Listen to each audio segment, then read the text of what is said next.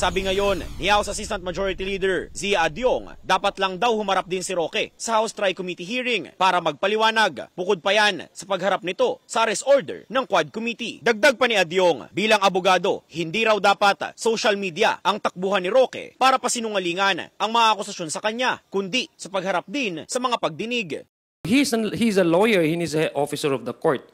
And all lawyers are obligated and expected to inform the public based on facts and truth.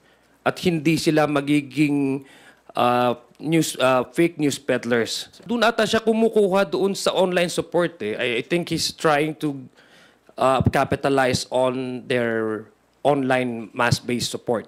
Hindi naman na daw ikinagulat ni Adyong na naiuugnay sa isang grupong kinabibilangan ni Roque ang paglabas ng pulveron video para subukang pilayan ang Administrasyong Marcos Jr. I think that the group that is associated with Attorney Roque associated with has been laying down the premise na kinoconnect nila itong si Presidente daw ay gumagamit ng illegal na droga. Naririnig naman natin yung salitang bangag. Sabi ko nga, this group is so desperate that they have to come out with a doctored video, which to me it's not only that's only incendiary in nature, but it is a